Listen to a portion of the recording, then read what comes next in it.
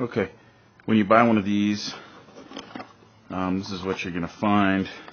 Little instruction sheet that's in like 9 different languages or something.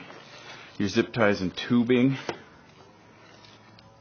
This is the little stickers and aluminum grabbers that hold the tube underneath the swing arm. And then this is the little kind of the thing that'll hold the applicator in place. The small zip tie to hold that together. And then here's the important part.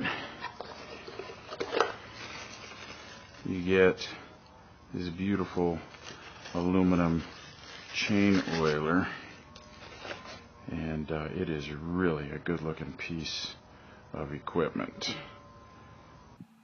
Tools for the job of installing the Cobrra Nemo 2 end up being some oil, a level, a 7 and an 8 millimeter, something to snip the tubing with, and I used a file to create a groove in the end of the line to make it stay where I want it to. And it can attach just onto any bolts that are out here, out and about. So I'll find a good place to. It's important that when you mount it, you extend it out all the way open and all the way closed to make sure that you're not going to be banging on anything as you crank it down. So that's fully open, and that doesn't bug me too much. That might get in the way as I close down on this bike. So I think I'll probably mount it like that. And it won't be super visible because it'll just be kind of hidden in this glob of black, and it looks great.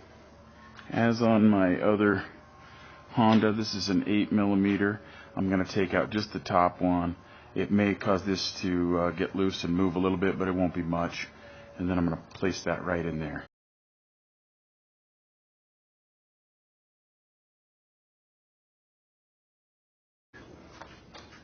Now, because when I put this on, I'm going to face the same problem as I did on the Grom, where there's just not enough room for me to mess with the tubing. So I'm going to put the tubing on while it's off, and then attach this to the bike.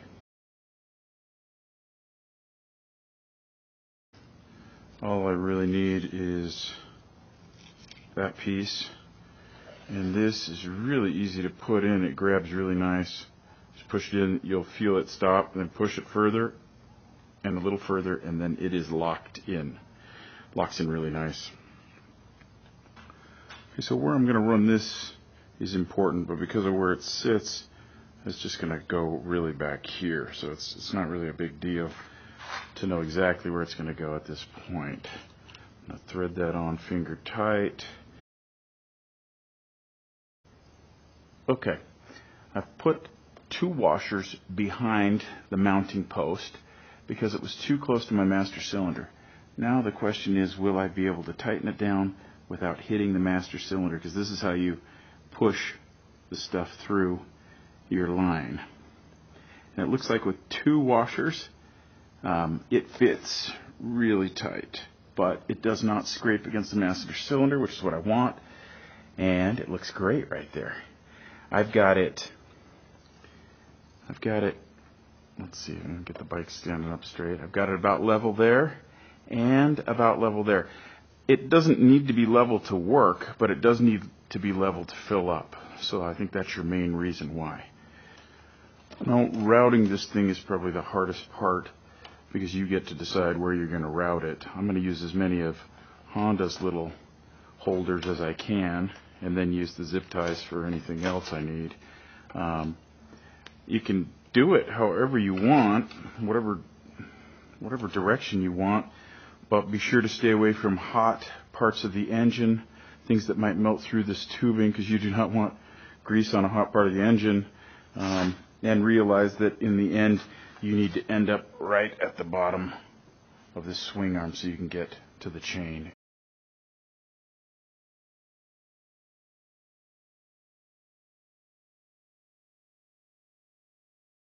So the most challenging part is routing it near the chain, because obviously you don't want it touching anything. So I routed it high in there, if you can see that black line, then down and around that so it comes out right under here where I want it without touching the chain on either side.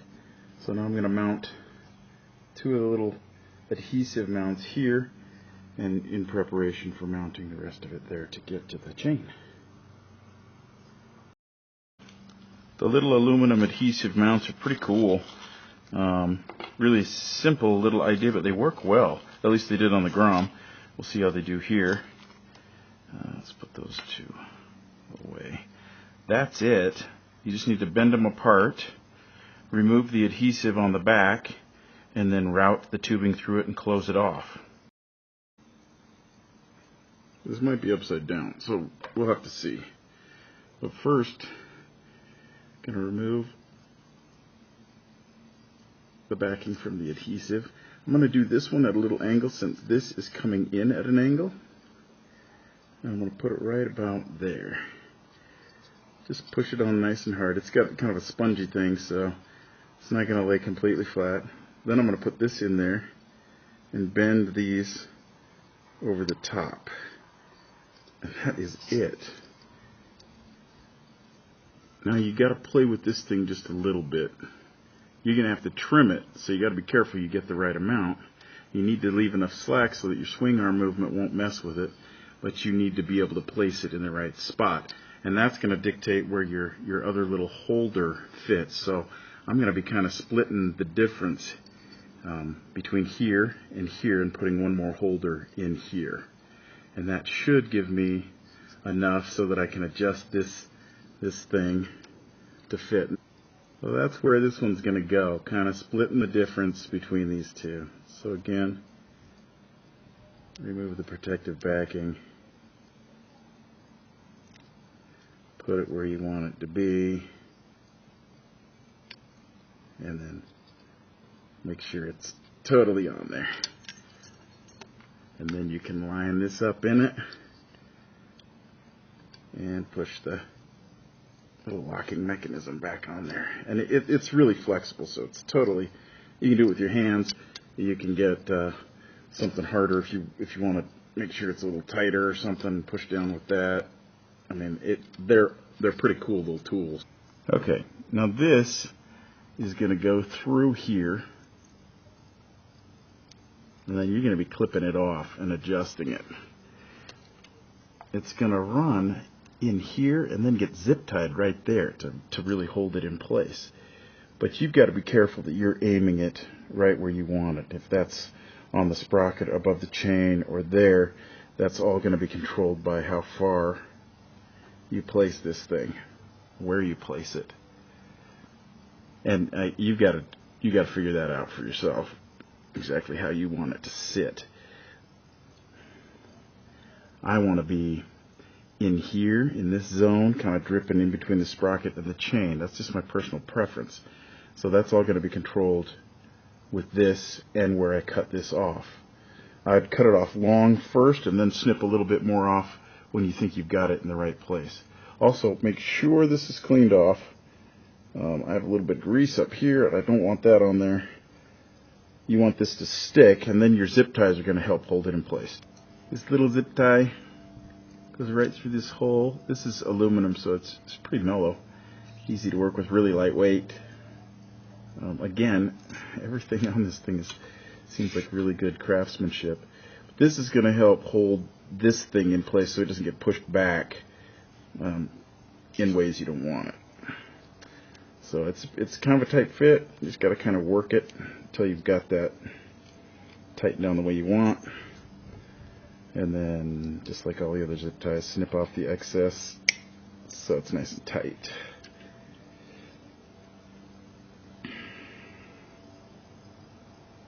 This, again, this thing can be adjusted so you can get it wherever you want. You know, you want it right there, you can get it right there. You want it here, keep in mind, chain will be moving this way, carrying that oil around however you want.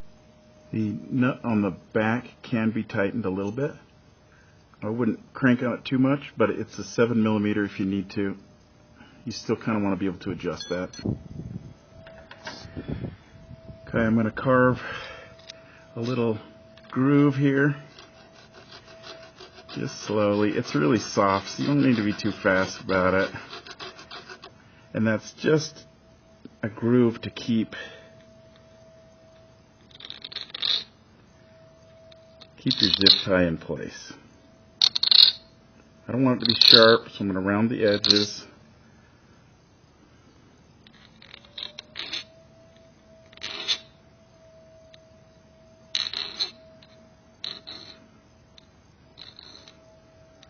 And you could do this with a Dremel tool or something.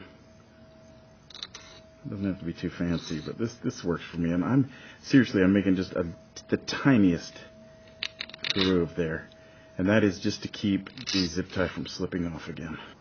The two long zip ties are what you're gonna hold this in place with. I like to thread one through there to hold it in place, and then of course the other one's going in that groove. It's kind of a pain to fit these through here, but you can do it. So you don't have to, you don't have to do it this way if you don't want to, but this is just the way I chose to make sure that the zip tie stays in place. So you got to get enough of it through there that you can get that back through and then zip tie it on there the way you want to. Now when you're ready to place it, this has an adhesive on it also that can come off. I think I'm ready to remove this adhesive and actually stick this thing where I want it, which is going to be with this thing moved, something like that. So there she is. That's in place. But you absolutely need the zip ties to make this thing work.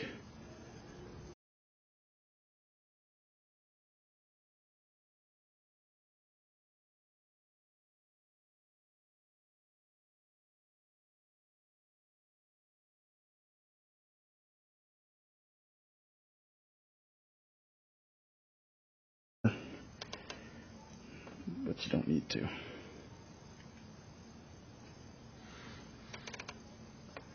And I'm going to work those until I get them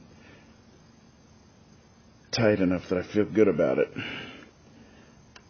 And that's not exactly where they're at right now. I think I've got it where I want it. Got it lined out. Going to trim off the excess here.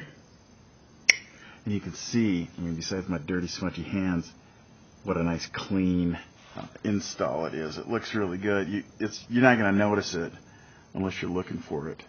Like I say, you can do whatever you want with this. I've seen people put them right here in the middle in open air. I've seen people put them right in here. It doesn't matter. As long as that oil gets into these grooves, you're going to be set. Okay, so from a distance, you can barely see that this thing's installed on here. You'd have to look for it. And it looks really good on the bike. It does not outrageously big. Kind of hides. I really like this thing. You're not going to notice it. It's not going to get in the way of anything.